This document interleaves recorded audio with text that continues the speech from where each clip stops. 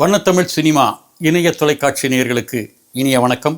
நான் ஒளிப்பதிவாளர் முத்ரா. திரை விமர்சனம் நிகழ்ச்சியில் இப்பொழுது நாம் பார்க்க இருக்கின்ற படம் இறுதி முயற்சி. இன்றைக்கி தான் இந்த படத்தை பார்க்க முடிஞ்சது. பெரிய தேட்டர்ஸ்லாம் போட்டிருந்தாங்க. பட் போனால் இப்போ ஷோ இல்லை, 12 மணி ஷோ, 1 மணி ஷோ அப்படின்னு மாறி சொன்னாங்க. அப்புறம் அங்கே இங்கே தேடி பிடிச்சி இப்போ தான் பார்த்துட்டு வந்தோம். இந்த படத்தோட ஓப்பனிங்கில் based on the true event அப்படின்னு போடுறாங்க. உண்மை சம்பவங்களை அடிப்படையாக வைத்து எடுக்கப்பட்ட கதை. படத்துடைய ஒன்லைனை பற்றி சொல்லணும்னா, கடன் பட்டார் நெஞ்சம் போல் கலங்கினான் இலங்கை வேந்தன்னு ஒரு பழைய சொற்றொடர் ஒன்று சொல்லுவாங்கள்ல, அதுதான் இந்த படத்தோட கதை. இந்த படத்துடைய இயக்குனர் வெங்கட் ஜனா. இந்த படத்துடைய கதை நாயகன் நம்ம ரஞ்சித். கதை நாயகி மெஹாலி மீனாட்சி. இவங்க தான் லீட் ரோல் பண்ணியிருக்காங்க. விட்டல் ராவ் வில்லனா பண்ணியிருக்கார். இதுதான் இந்த படத்துடைய மேஜர் காஸ்ட். இது இறுதி முயற்சி. படம் எப்படி இருக்குது அப்படின்னு பார்ப்போம். அதற்கு முன்பாக வண்ணத்தமிழ் சினிமா இணைய தொலைக்காட்சியை இதுவரைக்கும் சப்ஸ்கிரைப் பண்ணாதவங்க சப்ஸ்கிரைப் பண்ணிக்கங்க. உங்களுடைய ஒவ்வொரு சப்ஸ்கிரிப்ஷனும் எங்களுக்கு ரொம்ப முக்கியம். அப்போ தான் நாங்கள் கொடுக்கக்கூடிய வீடியோக்கள் அத்தனையும் உங்களை உடனடியாக வந்தடையும். விமர்சனத்துக்குள்ளே போவோமா? படத்தோட கதை அப்படின்னு பார்த்தா ஒரு குடும்பத் தலைவர், ஒரு நடுத்தர குடும்பத் தலைவர் நம்ம ரஞ்சித். அவர் தன்னுடைய தொழில் தேவைகளுக்காகவும் தன்னுடைய குடும்ப மருத்துவ செலவுக்காகவும் ஒரு மிகப்பெரிய தொகையை கடனை வாங்கிறார். கிட்டத்தட்ட 80 லட்சம் ரூபாய். அது அவர் வட்டி தொடர்ந்து கட்டினா கூட ஆனால் அது கோடி ரூபாயை தாண்டி போயிடுது. கந்து வட்டி கொடுமை தான். கந்து வட்டி கொடுத்து மிரட்டுறாரு அந்த விட்டல் டிரைவர். எப்படியாவது நீ கொடுக்கணும், எப்படியாவது கொடுக்கணும்னு பல்வேறு விதங்களில் ப்ரெஷர் பண்ணுறாரு. ஒரு காலகட்டத்தில் இவருடைய ப்ரெஷர் தாங்க முடியல. அப்போ இவர் சொல்கிறாரு 7 days டைம். விட்டல் ராவ் சொல்கிறது 7 days டைம். இந்த 7 daysல நீ இந்த பணத்தை எப்படியாவது கொடுத்தாகணும், இல்லைன்னா உன்னுடைய பொண்ணை நான் தூக்கிட்டு போயிடுவேன், உன்னுடைய மனைவியை என் பையன் தூக்கிட்டு போயிடுவேன் அப்படிங்கிற மாதிரி ஒரு தப்பான ஒரு வார்த்தையை சொல்லிட்டு போயிடுறாரு. கலங்கி போயிடுறாரு ரஞ்சித். என்ன பண்ணுறதுன்னு தெரியல. இப்போ தன்னுடைய மகளும் தன்னுடைய மனைவியும் போய் அடிமைகள் மாதிரி அவங்க வீட்டில் வேலை பார்க்க போகிறாங்களா, இல்லை வேறு மாதிரி எதுவும் நடக்க போதா அப்படிங்கிற ஒரு மிகப்பெரிய குழப்பத்தில் இருக்கார். இப்போ இந்த இடத்துல அவருடைய சின்ன பையன், அவருக்கு ஒரு குழந்தை இருக்குது, அந்த பையன் இருக்கான். அந்த பையன் கேட்குறான், அப்பா நான் பிரியாணி சாப்பிட்டு நாளாச்சுப்பா, எனக்கு கொஞ்சம் பிரியாணி வாங்கி கொடுப்பா அப்படிங்கிறான். இவர் பிரியாணி வாங்கிட்டு வர்றார். பிரியாணி வாங்கிட்டு மனசை கல்லாக்கிட்டு அந்த பிரியாணியில் விஷத்தை கலந்து அந்த குழந்தைக்கு கொடுத்துட்றாரு. இதுதான் இந்த படத்தோட இன்ட்ரோல் பிளாக். இப்படி படம் போகுது. இப்போ என்னென்னா, இதுக்கடையில் சில கொலைகள் வேற நடக்குது. இந்த படம் ஸ்டார்ட் ஆனது என்னவோ ஒரு சைக்காலஜிக்கல் த்ரில்லர் மாதிரி தொடங்குச்சு. ஆனால் அதுக்கப்புறம் கந்து வெட்டி இப்படின்னு சொல்லி ட்ராவல் ஆகி இப்படியெல்லாம் மாறி போகுது.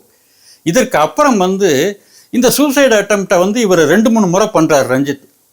அவர் தன்னுடைய குழந்தைக்கு விஷம் கொடுக்க முயற்சி பண்ணுறாரு. அப்புறம் சூசைட் அட்டெம்ப்ட் 2-3 முறை பண்ணுறாரு. நமக்கு ஒருவித சலிப்பை தருது. அதாவது நீங்கள் சோகத்தை பார்க்கலாம், ஆனால் தொடர்ச்சியாக சோகத்தை திருப்பி நம்ம பார்க்கும்போது அடைச்ச அப்படின்னு ஒரு அலுப்பும் ஒரு அயற்சியும் வரும் இல்லையா, அந்த மாதிரி ஒரு வந்துடுது. ஸோ அது நமக்கு படம் பார்க்கும்போதே என்னடா இது இப்படியா அப்படிங்கிற ஒரு தோற்றத்தை தருது.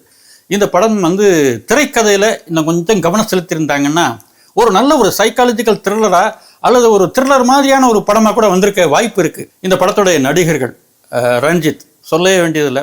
25 வருஷத்துக்கு மேலே ஒரு ஃபீல்டில் இருக்கார். தலை சிறந்த நடிகர்னு ஏற்கனவே பேர் வாங்கினவர். அவருடைய கேரியரில் ஒரு முக்கியமான ஒரு படம். இதுவரையும் அவர் சூப்பர் ஹீரோவாக சோபிக்கிறதுக்கு உண்டான படங்கள் எதுவும் அமையலை. இந்த படம் அவர் பெருசாக நம்பியிருப்பார்னு நினைக்கிறேன். ஏன்னு கேட்டால் அவ்வளோ அழுத்தமான ஒரு வேடம் இந்த படத்தில். ரொம்ப நல்லா பண்ணியிருக்கார், பிரமாதமாக ஸ்கோர் பண்ணியிருக்கார். அவர் கடன் பட்டுட்டு தவிக்கிற இடமா இருக்கட்டும், அந்த குழந்தைக்கு விஷம் வச்சு கொடுக்குற இடமா இருக்கட்டும், சூசைட் அட்டன் பண்ணுற இடமா இருக்கட்டும், தன்னுடைய மனைவி கிட்ட தன்னுடைய இயலாமையை வெளிப்படுத்தக்கூடிய இடமா இருக்கட்டும், விட்டல் ராவ்கிட்ட கடன் பட்டுட்டு அவர் கொள்ளை அடிக்கிறாருன்னு தெரிஞ்சு அவர்கிட்ட கூனி குறுகி நிற்கக்கூடிய அந்த இடமா இருக்கட்டும், பிரமாதமாக அவ்வளோ அழகாக ஸ்கோர் பண்ணுறாரு. அவருடைய கேரியரில் இது ஒரு முக்கியமான ஒரு படம் அப்படின்னு தான் சொல்லணும். மெஹாலி மீனாட்சி அவங்க ஹீரோயின் ரோல். அவங்க சொல்ல முடியாமல் தவிச்சுக்கிட்டு இருக்கக்கூடிய தவிப்பை ரொம்ப நல்லா பிரமாதமாக ஸ்கோர் பண்ணுறாங்க. அவங்களும் சிறப்பாக பண்ணியிருக்காங்க. பையனை நடித்த பையன் ரொம்ப நல்லா பண்ணியிருக்காரு. அப்புறம் விட்டல் ராவ் ரொம்ப நல்ல அந்த கொடுங்கோளான கந்து வட்டிக்காரங்கிற மாதிரியான ரோலில் அவரும் சிறப்பாக பண்ணியிருக்காங்க. என்ன இதில் ஒரு பிரச்சனை அப்படின்னா, இந்த படம் மினிமம் பட்ஜெட் அப்படிங்கிறது தெளிவாக தெரியுது. ஒரு இயக்குனர் மினிமம் பட்ஜெட் படம் பண்ணலாம், ஆனால் ஸ்க்ரீனில் பார்க்கும்போது அந்த மினிமம் பட்ஜெட்டுங்கிறது தெரியக்கூடாது. அதுதான் இங்கே பெரிய வித்தையே. இங்கே இப்போது அது ஒரு பெரிய சாபக்கேடு. நல்ல கதை வச்சுருக்கிறவங்களுக்கு நல்ல ப்ரொடியூசர்ஸ் கிடைக்க மாட்டாங்க, நல்ல ப்ரொடியூசர்ஸுக்கு நல்ல இயக்குனர் கிடைக்க மாட்டாங்க. இப்போ இந்த பிரச்சனைகளில் மினிமம் பட்ஜெட்டில் மாட்டிக்குவாங்க இந்த டைரக்டர்ஸ்.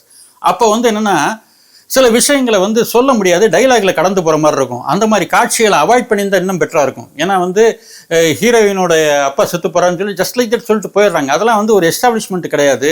நிறைய டீட்டெயிலில் பண்ண முடியல. சில காட்சிகளை வந்து டீட்டெயில் பண்ணால் தான் நல்லாயிருக்கும், ஆனால் டீட்டெயிலாக பண்ண முடியல. அதை வேறு எப்படி பண்ணுறது அப்படின்னா உணர்வுபூர்வமாக வெளிப்படுத்துறதுங்கிறது வந்து ரொம்ப டஃப்பான ஒரு ஸ்க்ரீன் பிளே யுக்தி அது. அதை வந்து கையாளாமல் விட்டுட்டார் அப்படின்னு தான் படுது. கொஞ்சம் ஸ்க்ரீன் பிளேயை கரெக்டாக பண்ணியிருந்தாருன்னா இந்த படம் ஒரு மிகப்பெரிய த்ரில்லர் படமாகவும், அவருடைய அந்த ரஞ்சித் மாதிரி ஒரு மிகப்பெரிய ஒரு ஆர்டிஸ்ட்டை வச்சு போகும்போது வேறு லெவலில் போயிருக்கும். இப்போ திருப்பி திருப்பி இந்த ரஞ்சித் மேலேயும் மீனாட்சி மேலேயும் இந்த படம் போகிறதுனால வந்து இவங்க முகத்தை திருப்பி திருப்பி நம்ம பார்க்கும்போது வந்து நமக்கு ஒரு சின்ன சலிப்புக்குள்ளாகிறோம். சூசைட் அட்டம் ஒரு 2-3 முறை வரும்போது சின்ன சலிப்புக்குள்ளாகிறோம். இப்படியெல்லாம் இருக்குது. இதெல்லாம் தான் வந்து இந்த படம் வந்து ஒரு ஆவரேஜுக்கு கீழே வரக்கூடிய ஒரு சூழ்நிலைக்கு தள்ளப்பட்டதுன்னு நினைக்கிறோம். அப்புறம் வந்து இந்த படத்துடைய டிஓபி சூரியகாந்தி ஓரளவிற்கு என்ன தனக்கு கொடுக்கப்பட்டதோ, ஒன்றும் பெரிய ஏரியாவெல்லாம் ஒன்றும் கிடையாது, கொடுக்கப்பட்ட இடம் எஃபெக்ட் இதுக்குள்ளே வந்து ரொம்ப அழகாக கொடுத்துருக்கார். இந்த படத்துடைய மியூசிக் டைரக்டர் சுனில் லேசர். ரீ ரெக்கார்டிங் பரவாயில்ல, பாடல்கள்லாம் ஒன்றும் பெரிய ஒட்டுற மாதிரி இல்லை. காட்சி அமைப்புகள்லையும் வந்து வீரியமான ஆர்ஆர்லாம் ஒன்றும் பெருசாக பார்க்க முடியல. ஆக மொத்தத்தில் ஒரு சுமாரான படம் தான் இந்த இறுதி முயற்சி அப்படின்னு தான் நம்ம பதிவு பண்ண முடியுது. மீண்டும் இது போன்ற ஒரு திரை விமர்சனத்தில் உங்களை சந்திக்கின்றேன். நன்றி, வணக்கம்.